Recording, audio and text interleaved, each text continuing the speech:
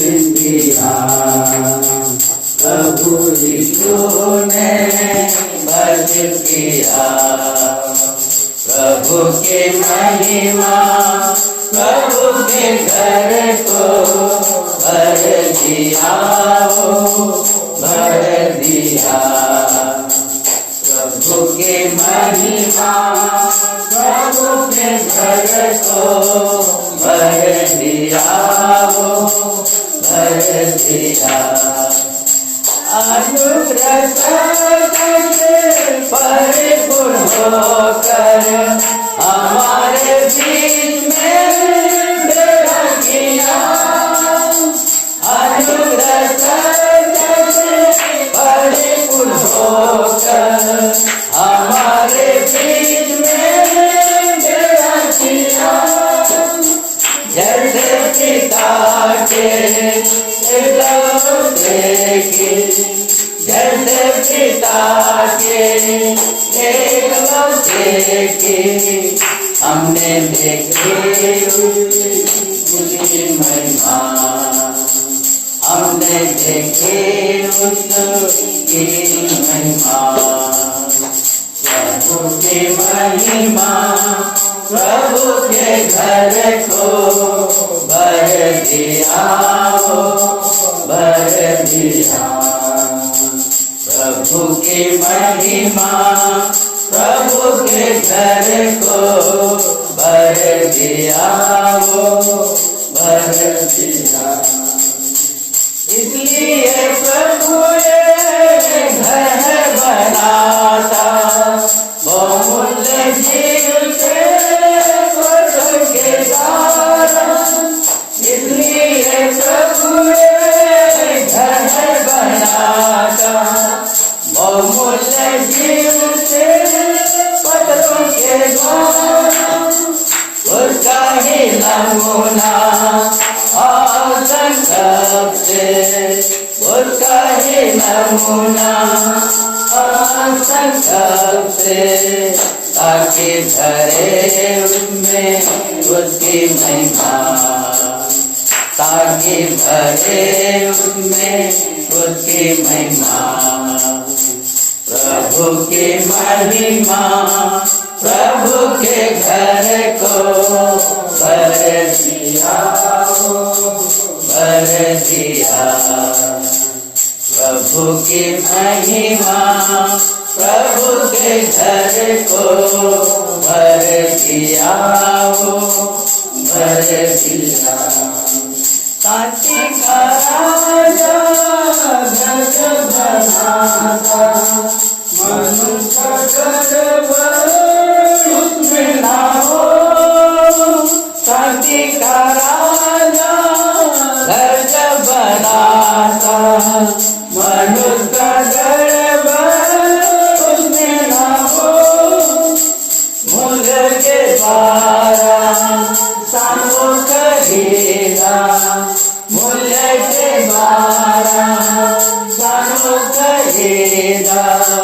पसंद जो उसने खुद ही किया, पसंद जो उसने खुद ही किया।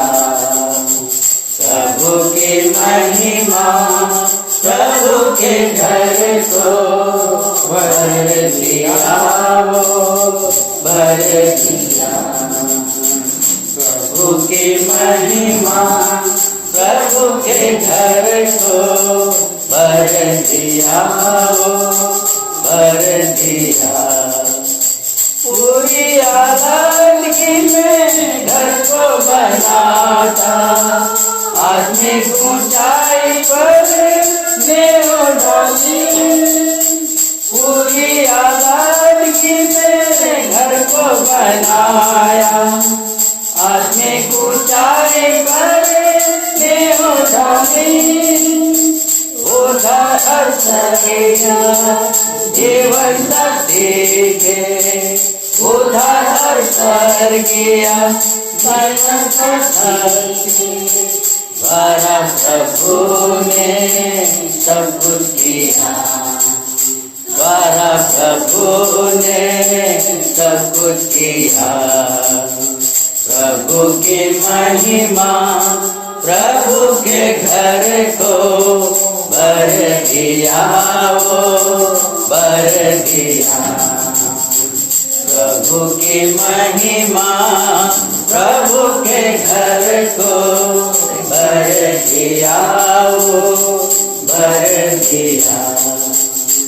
प्रभु यीशु सिंहासन आरो शैतान के पांव तले कर दिया। प्रभु यीशु सिंहासन आरो शैतान के पांव तले कर दिया। जयवंत होकर पूरे विभव में, जयवंत होकर पूरे विभव में घर को ज्योति से भर दिया, घर को ज्योति से भर दिया। प्रभु की महिमा प्रभु के घर को भर दिया, वो भर दिया। प्रभु की महिमा प्रभु के घर को भर दिया, वो भर दिया। घर जब उसका बन जाता है, आंसू बरसे गिरती है। घर जब उसका बन जाता है, आंसू बरसे गिरती है। सारी मलिनता को भस्म करके, सारी मलिनता को भस्म करके घर को महिमा से भर दिया, घर को महिमा से भर दिया। प्रभु की महिमा प्रभु के घर को भर दिया, वो भर दिया। प्रभु की महिमा प्रभु के घर को भर दिया, वो भर दिया।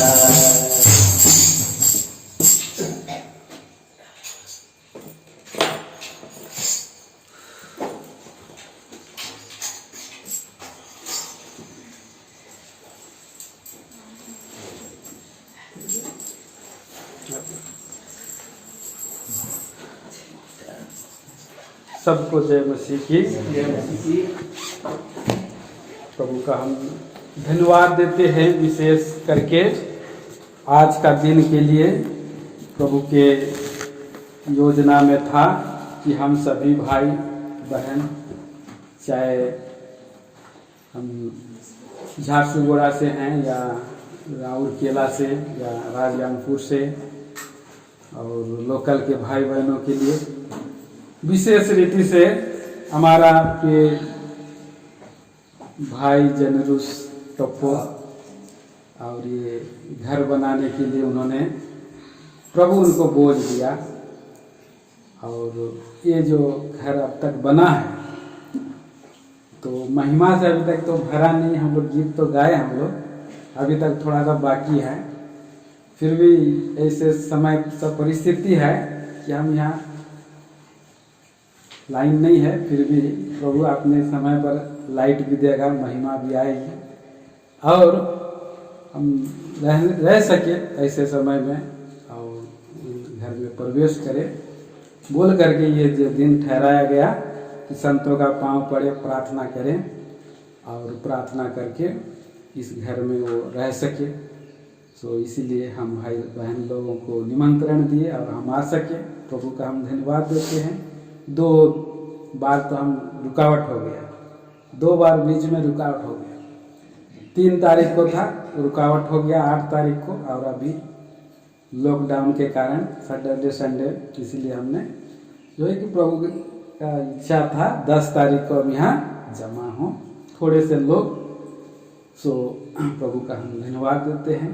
कि आप सभी ने और आइए हम पवित्र शास्त्र बाइबल से परमेश्वर का जो संदेश है थोड़ा सा संक्षिप्त में हम देखेंगे।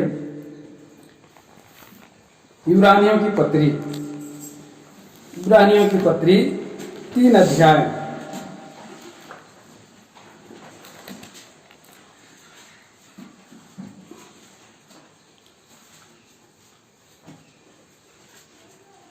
तीन पद से हम पढ़ेंगे 6 पद तक। इब्रानियों की पत्री 3 अध्याय का 3 पद से 6 पद तक बारी बारी से पढ़ेंगे, क्योंकि यीशु मूसा से इतना बढ़कर महिमा के योग्य समझा गया है, जितना कि घर का बनाने वाला घर से बढ़कर आदर रखता है। क्योंकि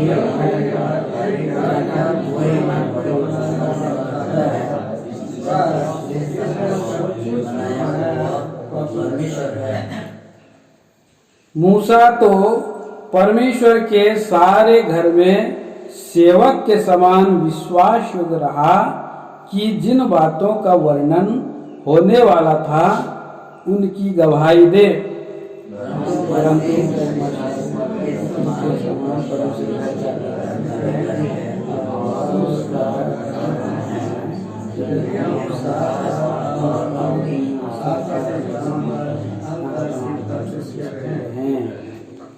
प्रार्थना करेंगे छोटी सी। प्यारे पिता, हम धन्यवाद देते हैं आपके संत भक्तों के लिए। ये समय हमें आपने अनुग्रह दिया कि हम सभी इकट्ठा हों, और ये बहुमूल्य और समय के लिए, इस संगति के लिए हम धन्यवाद देते हैं। आपके लोगों को आपने जमा किया वो थोड़े से, और महान प्रभु परमेश्वर और आपका और विशेष करके अनुग्रह हुआ है कि भाई के जेनरिस भाई ने जो घर बनाने में प्रभु आपने उन्हें प्रभु जी चलाया, सहायता की, मदद किया। सब बातों के लिए हम धन्यवाद देते हैं। प्यारे पिताजी, इस पवित्र वचनों के द्वारा भी आप हमको अच्छी रीति से हमें प्रभु सिखा तैयार कर कि हम प्रभु जी इस वचनों के द्वारा हम समझ सके कि जो हमारा घर है वो स्वर्ग में है और चिरस्थायी घर है। यहाँ तो हम रहते हैं और हम प्रेम प्रभु जी छाया मात्र हैं, और दयालु प्रभु आपका विचार हमारे जीवन में पूरा करें ताकि हम आपका घर बन सके, आपकी नाम का महिमा कर सके। सो प्यारे प्रभु, इस पढ़े हुए शास्त्र भाग के द्वारा बातें कर अयोग्य दास को छू, क्रूस के लहू से ढांपे, मनुष्य को पीछे रखे। प्रभु जी आप दया करें। प्रार्थना सुना है धन्यवाद के साथ मसीह यीशु के नाम में चढ़ाते हैं, आमीन।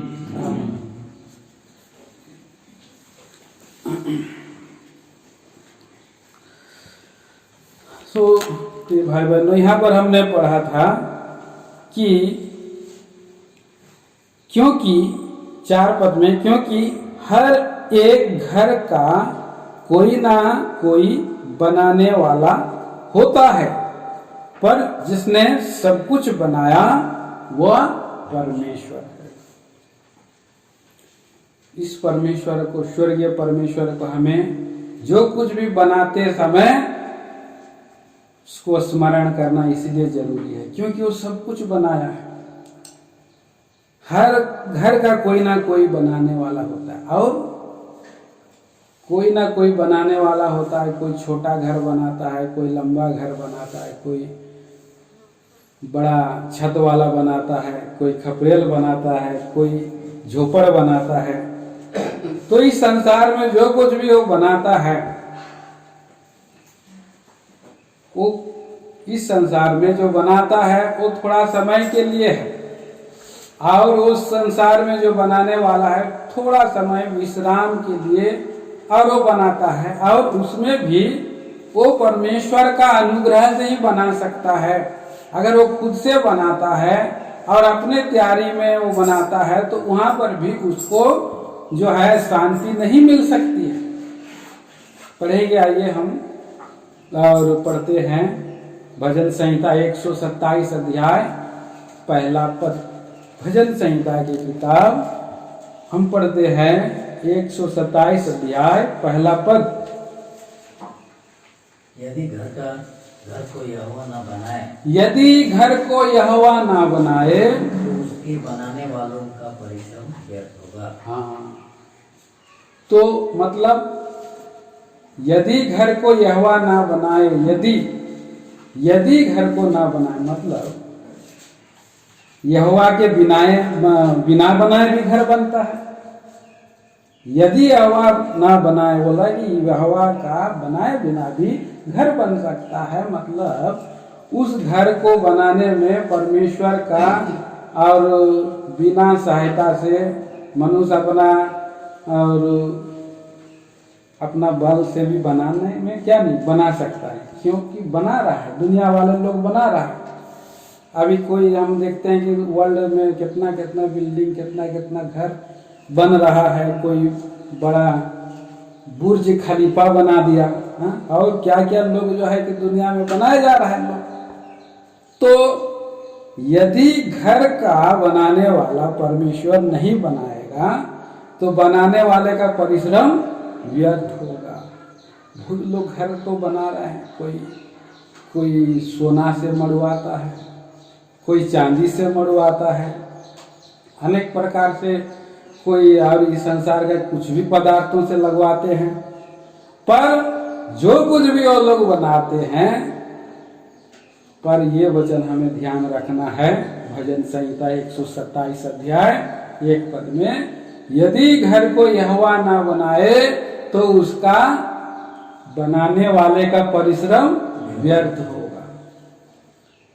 और परमेश्वर हमको इस संसार में रखा है, सो ये हमको सामर्थ्य देता है घर बनाने के लिए। पढ़ेंगे व्यवस्था विवरण की किताब और उसका 11 अध्याय व्यवस्था विवरण। वहां पर चेतावनी दिया है परमेश्वर जो है, वहां ड्यूटरनोमी 7 में बोला, 8 अध्याय और 11 पद और 12 पद पढ़ दीजिए। यहाँ पर घर बनाया, 12 पद अच्छा है, पढ़िए 12 पद पढ़िए। ऐसा ना हो, हाँ 8 का ना हो कि जब तू खाकर तृप्त हो, हाँ, और अच्छे अच्छे घर बनाकर उनमें रहने लगे। हाँ, ऐसा ना हो कि तू घर बना ले और अच्छे अच्छे घर बनाकर रहकर तृप्त हो जाए, आराम से रह जाए, तो क्या हो परमेश्वर को भूल सकता है।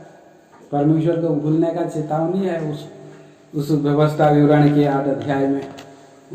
और ये मत सोचना कि मैंने तुझे अपनी ही और सामर्थ्य से बनाया। 18 पद पढ़ दीजिए, 18 वचन। परंतु तू अपने परमेश्वर यहोवा को स्मरण रखना, क्योंकि वही है जो तुझे संपत्ति प्राप्त करने के लिए सामर्थ इसलिए देता है कि जो वाचा उसने तेरे पूर्वजों से शपथ खाकर बांधी थी उसको पूरा करे, जैसा आज प्रकट है। संपत्ति प्राप्त करने का, घर बनाने का प्रभु जो है सामर्थ्य देता है। 17 पद में कह रहा है, और कहीं ऐसा ना हो कि तू सोचने लगे कि यह संपत्ति मेरे ही सामर्थ्य और मेरे ही भुजबल से प्राप्त, ये सोचने लगे। मैं ऐसे कौन सोचा था, कौन राजा ऐसे सोचा था?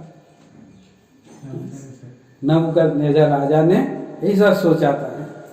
दानियेल की किताब 4 अध्याय का 30 पद में उसने सोचा था और बोला, अरे मैंने तो इसको अपने ही भुजबल से बनाया। और किसके लिए?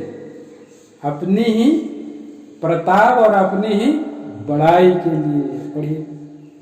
पढ़ दीजिए उसको, दानियेल की किताब उसका 4 अध्याय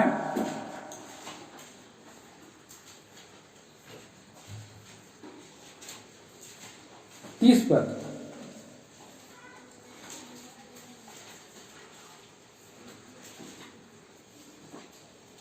क्या यह बड़ा बेबीलोन नहीं है जिसे मही ने अपने बल और सामर्थ से राजनिवास होने प्रताप की बड़ाई के लिए बसाया है। मही ने बनाया है। परमेश्वर ने जो है कि एक उस नबूकदनेस्सर को चुना, किसके लिए? इस्राएली लोगों को दंड देने के लिए, और उसको सामर्थ्य दिया, पूरा दुनिया को उसने जीत लिया। और उसने सोचा कि मैं अपने ही बल से, अपनी ही सामर्थ्य से ये सब कुछ कर पाया हूँ और अपनी ही महिमा के लिए कर पाया हूँ, ऐसा सोचा। तो उसने क्या हो गया? वो पागल हो गया है और पशु बन गया, पागल हो गया, पशु बन गया उसको। इसीलिए हम भजन संहिता 127 में पढ़ा, यदि घर को यहोवा ना बनाए तो परमेश्वर, और यदि घर को यहोवा ना बनाए तो घर का बनाने वाले का परिश्रम व्यर्थ है।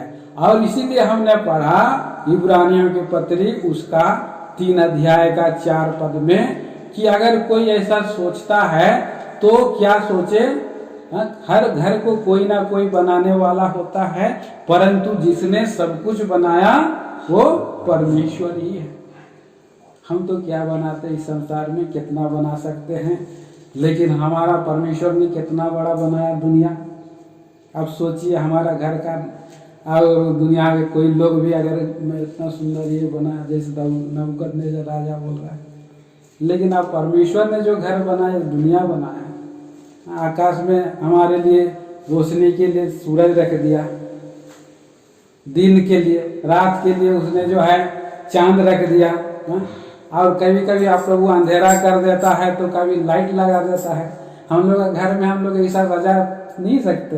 हम लोग रात में हम लोग कई बार लोग चिकमिक बॉल सब लगाते हैं, बहुत लोग घर में लगाते हैं, तो अनेक प्रकार का गुड़िया लेकर के आते हैं। हमारा परमेश्वर जो है आपको जिंदा लोगों को और खिलौनों को हम लोग बच्चों के लिए खरीद के देते हैं।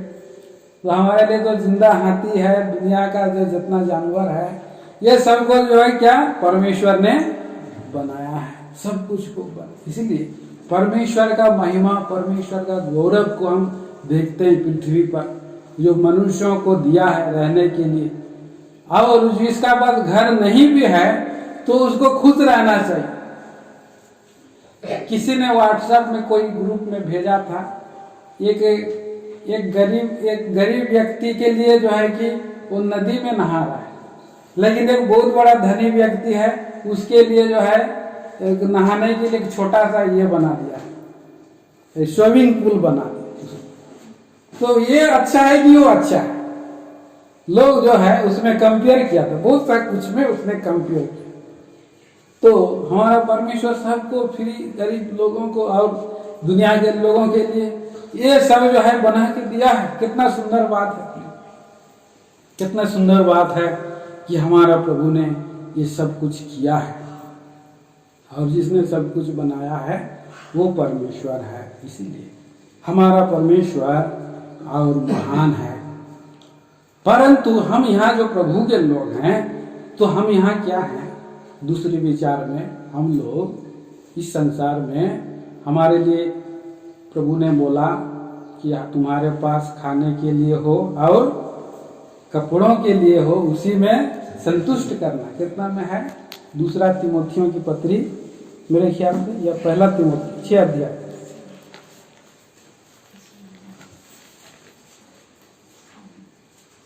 पहला तिमोथियों की पत्री 6 अध्याय और उसका 6 और 7 वचन और 8 तक पढ़िए। हाँ, पर संतोष सहित भक्ति बड़ी कमाई है। संतोष सहित भक्ति बड़ी कमाई है। हाँ, क्योंकि ना हम जगत में कुछ लाए हैं, ना जगत और ना कुछ ले जा सकते हैं। हाँ, यदि हमारे पास खाने और पहनने को हो तो इन्हीं पर संतोष करना चाहिए। हमारे पास खाने को हो और पहनने को हो तो इसी में संतुष्ट करना है। और अगर कोई घर बना ले रहा है तो भी प्रभु की अनुग्रह है प्रभु के लोगों के लिए, क्योंकि प्रभु के लोगों को तो उल्टा पुल्टा काम करके तो घर नहीं बना सकता है। इसी से और 3-5 करके इधर उधर पैसा जोड़ तोड़ के झूठ बोल के ठग के वो तो बना नहीं सकता है। तो संतोष सहित भक्ति बड़ी कमाई। अगर इस संसार में थोड़ा बहुत घर बना लिया तो भी ये प्रभु का अनुग्रह। प्रभु बोला भी है हम इस संसार में हैं, अंतिम दिनों में हैं, बंधुआई में है। हम लोग क्या है? बंधुआई में है। इस संसार में एक बंधुआई, जैसे इस्राएली लोग ने कनान देश में आए 450 साल की बंधुआई के बाद, फिर उन्होंने पाप किया तो फिर बंधुआई में चले गए, बेबीलोन की बंधुआई में। कितना साल की बंधुआई थी वो? 70 साल की बंधुआई थी। 70 साल की बंधुआई में भी परमेश्वर ने उनको वहाँ पर आदेश दिया। देखिए, और पढ़ते हैं यिर्मयाह 29 अध्याय का 4 और 5 पद।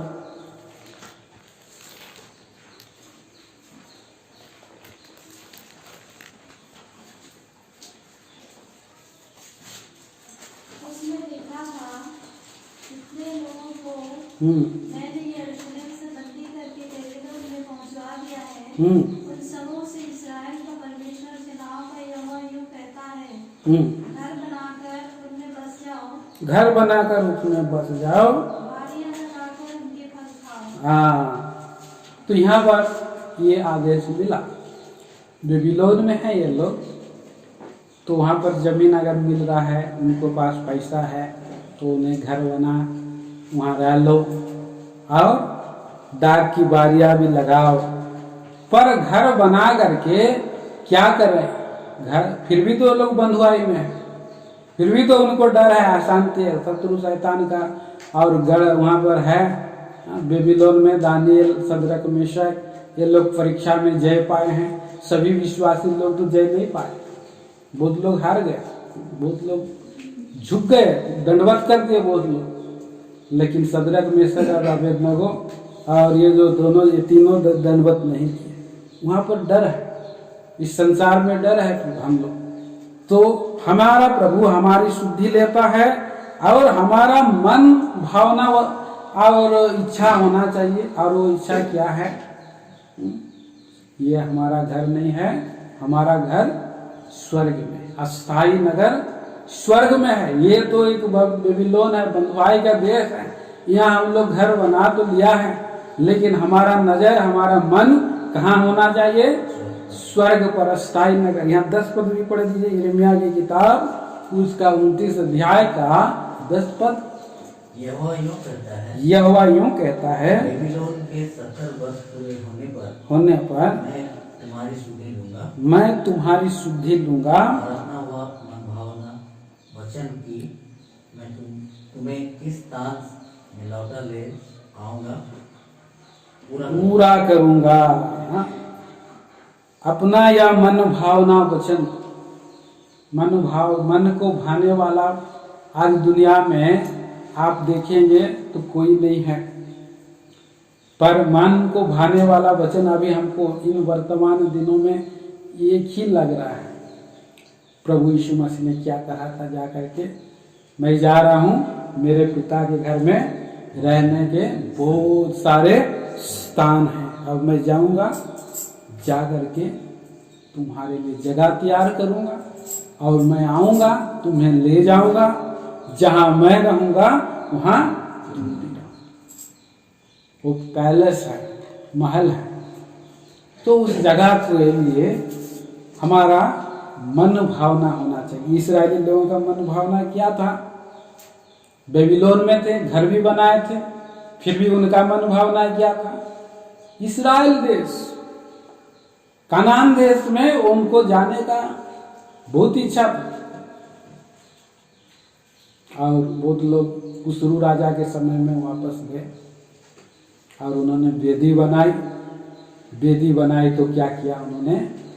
वहाँ पर वेदी बनाने के बाद कहने लगे, यहोवा की करुणा सदा की है, आओ धन्यवाद करें यहोवा की करुणा सदा के। रोने लगे खुशी से, कुछ लोग रो रहे थे, कुछ लोग ध्वनि कर रहे थे, नरसिंगा फूंक रहे थे, तो खुशी से और ये वो लोग प्रभु को धन्यवाद दिए। तो कितना बड़ा मनभावना बात उनके जीवन में पूरा हुआ है।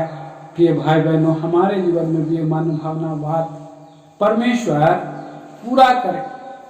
हमको ये मनभावना वचन दिया है कि मैं जा रहा हूँ, मेरा पिता के घर में रहने के बहुत से स्थान है, अगर नहीं होता तो मैं कह देता, लेकिन जा रहा हूँ और जगह तैयार करने के लिए जब मैं आऊँगा तो तुम्हें ले जाऊँगा, जहाँ मैं हूँ वहाँ तुम भी रहो। कितना ये बड़ी बात है। तो इस संसार में वो एक शरीर का एक पदार्थिक घर है जो ईंट और पत्थर जो मनुष्य बनाता है, और एक घर दूसरा घर क्या है, वो जो है मनुष्य है, और उसको परमेश्वर बनाता है, या हम भी उसमें जो है कि बनाने में हमारी योगदान हो सकता है, उसमें हम सहकर्मी बन सकते हैं, उस घर के लिए हमारी जो है कि उसमें हिस्सेदारी हो सकती है। तो इस बात को पौलुस प्रेरित लिखता है। पौलुस प्रेरित पहला कुरिन्थियों की पत्री 3 अध्याय में वो कहता है, मैंने अच्छे राजमिस्त्री के समान नींव डाली, अच्छे नींव डाली। पढ़िए उसका पहला और कुरिन्थियों की पत्री 3 अध्याय का 16 पद भी पढ़िए।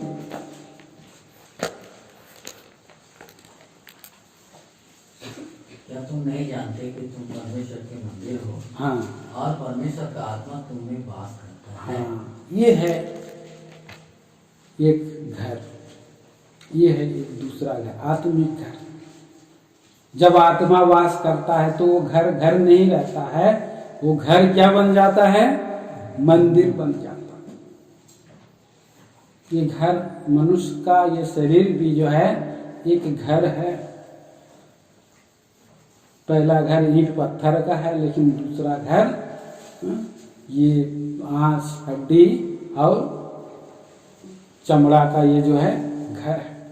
और ये घर में कौन रहता, जब प्रभु यीशु मसीह नहीं रह सकता है तो ये घर जो है खंडर रहता है, खंडर टूटा फूटा, जहाँ पर सांप भी रह सकते हैं, जहाँ और चूहे भी रहते हैं, और कीड़े मकोड़े क्या रहते हैं, एक और बिच्छू भी रहते हैं उसमें।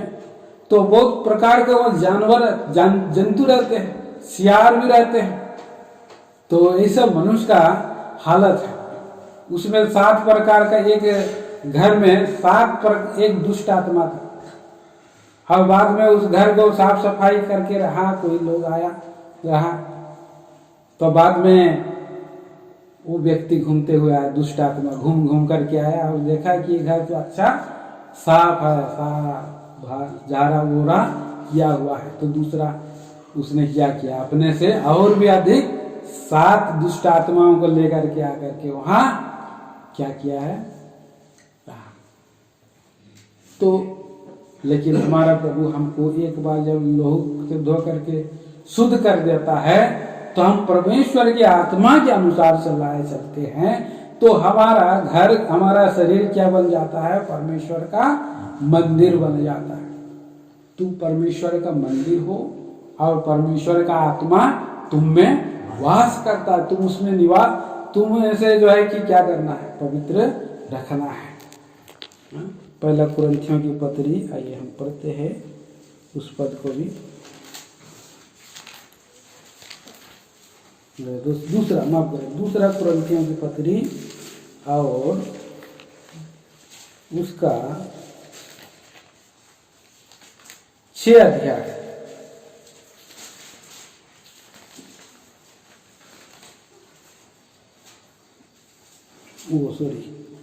पहला कुरिन्थी 6 अध्याय, पहला कुरिन्थी 6 अध्याय, वहां पर लिखा है कि जो मंदिर है उसके द्वारा परमेश्वर की महिमा करो। पढ़ेंगे 19 और 20। क्या तुम नहीं जानते कि तुम्हारी देह पवित्र आत्मा का मंदिर है जो तुम में बसा हुआ है और तुम्हें परमेश्वर की ओर से मिला है और तुम अपने नहीं हो क्योंकि दाम देकर मोल लिए गए हो। हाँ। इसलिए अपने देह के द्वारा परमेश्वर की महिमा करो। हाँ, ये हमारा जीवन इसीलिए परमेश्वर का मंदिर बन गया है। ये परमेश्वर का घर है, प्रभु यीशु मसीह इसका अधिकारी है। और इस घर में और क्या करना है? परमेश्वर की महिमा करना है। क्या तुम नहीं जानते कि तुम्हारी देह पवित्र आत्मा का मंदिर है जो तुम में बसा है, तुम्हें परमेश्वर की ओर से मिला है और तुम अपने नहीं। हम अपने नहीं हैं, मतलब हम अपने इच्छा से नहीं हम इधर उधर जा सकते हैं। अपने इच्छा से हमारा जो कुछ भी है ग्रहण नहीं कर सकते, नहीं ले सकते इस संसारिक चीज़ों को। तो ये मंदिर पवित्र है। ये घर में हम किसी का अपने ही घर में हम बहुत सारी चीज़ हम नहीं ला सकते, बहुत सारी चीज़ गंदगी चीज़ को और अंदर प्रवेश नहीं कर सकते। जो इसीलिए ये घर में बहुत सारी चीज़ है जो परमेश्वर को महिमा देने के लिए होनी चाहिए। इसी रीति से ये घर में जो निवास स्थान परमेश्वर का घर बन गया है उसमें बहुत सारी वस्तुएं होनी चाहिए जिसमें परमेश्वर की महिमा के लिए हो, अपने नहीं परमेश्वर की महिमा के लिए हो। तो ऐसा ये हमारा शरीर का घर भी होना चाहिए और इस पदार्थी घर जहाँ हम रहते हैं ये घर भी होना चाहिए, इस घर में भी होना चाहिए। और कैसा बनना चाहिए? परमेश्वर के नक्शे अनुसार, परमेश्वर के आकार में बनना है ये घर। ये जो घर है परमेश्वर का आकार में बनना। पढ़ेंगे, आइए हम पढ़ते हैं प्रेरितों के काम उसका 7 अध्याय, प्रेरितों के काम 7 अध्याय 44 पद।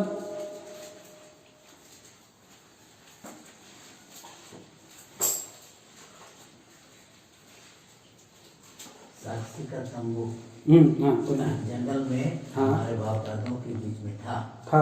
जैसा उसने ठहराया, इसने मूसा से कहा, जो आकार तुमने देखा है उसके अनुसार इसे बना। जो आकार देखा है, जो आकार परमेश्वर ने उसको दिया है, जैसा नमूना परमेश्वर ने दिया है उसके अनुसार इसको घर बना। तो हमारा घर भी कैसा होना चाहिए? नक्शे के अनुसार। कैसा होना चाहिए? आकार में होना चाहिए। पढ़ेंगे और पढ़िए निर्गमन 25 अध्याय 9 पद और 40 पद। तो निर्गमन की किताब उसका 25 अध्याय 9 और 40।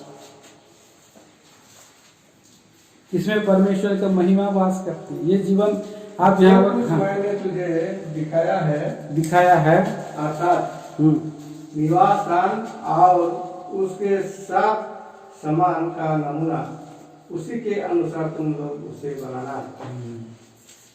जो नमूना परमेश्वर ने उसको दिखाया पहाड़ पर निवास स्थान और उसका समान। 40 में पढ़िए।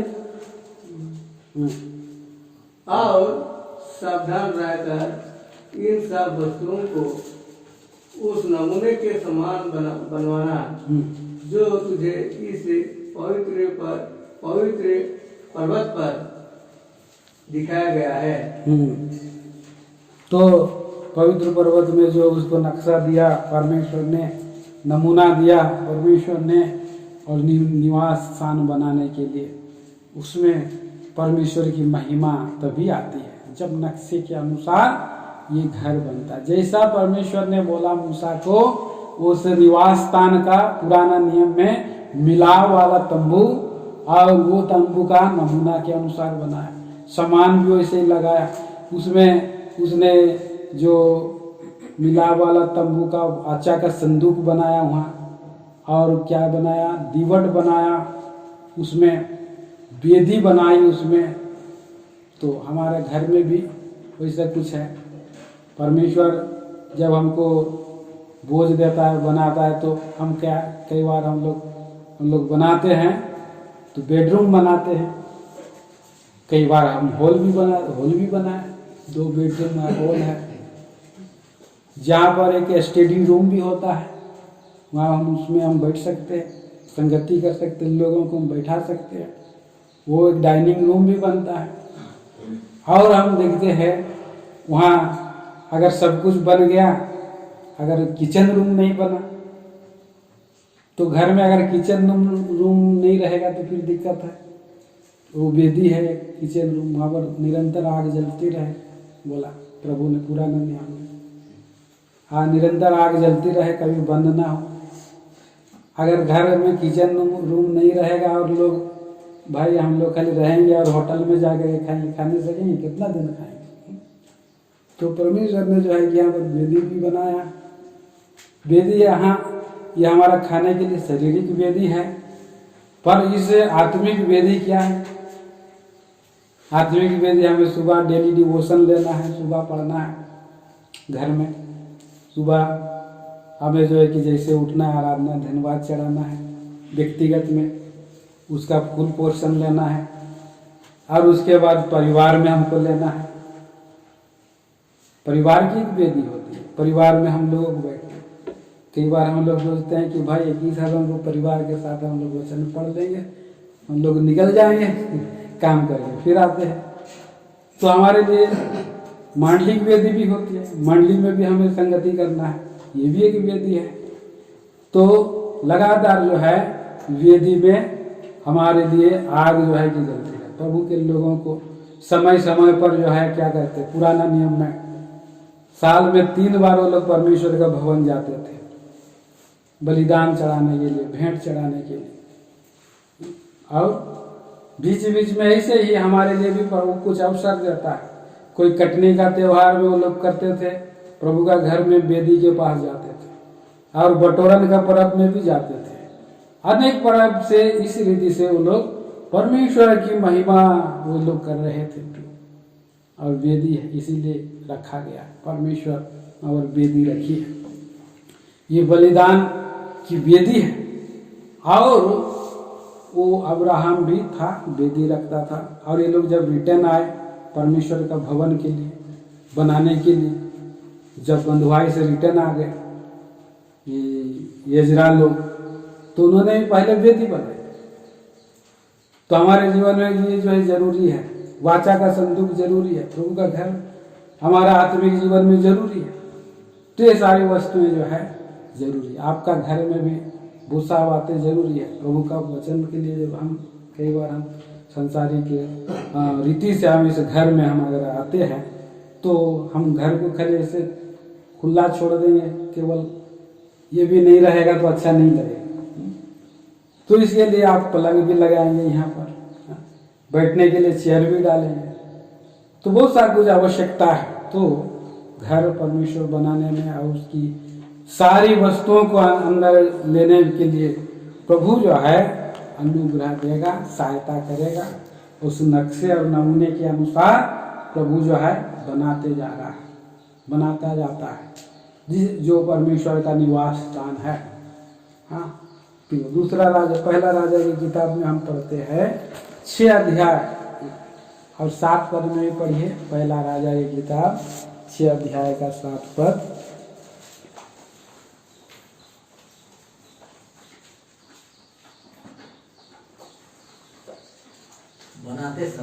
बनाते समय भवन ऐसे पत्थरों का बनाया गया, हाँ, जो वहाँ ले आने से पहले गढ़ कर ठीक किए गए थे।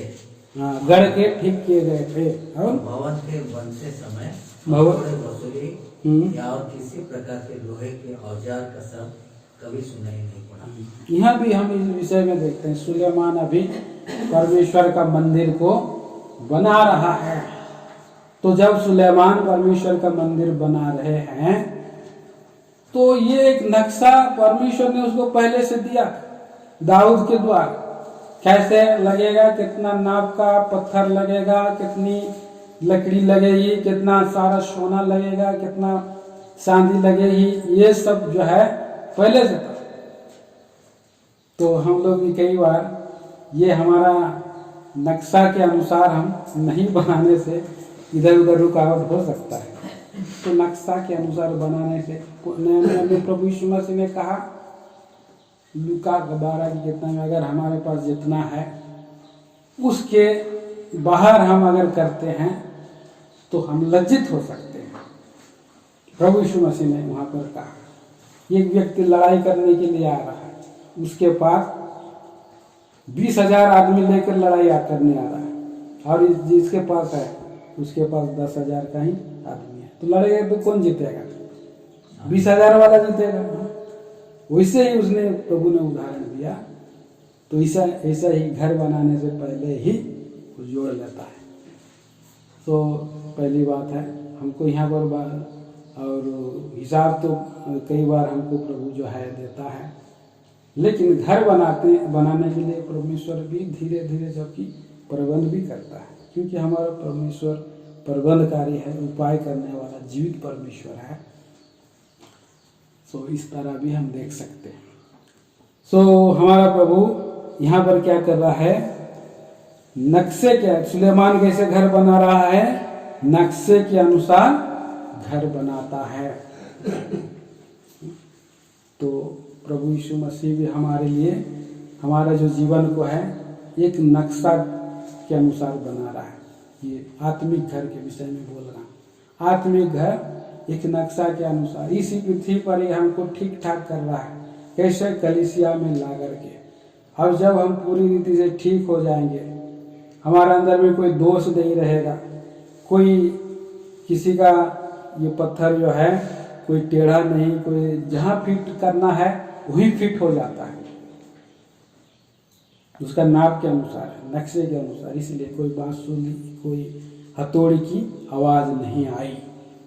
तो इस संसार में प्रभु हमको फिट कर रहा है कि हम परमेश्वर का राज के लिए हम तैयार हों, हम आत्मिक घर बने, आत्मा में हम बने। परमेश्वर का आत्मा में काटते छांटते हुए घर बना रहा है। इफिसियों की पत्री 2 अध्याय का पढ़ेंगे 21-22।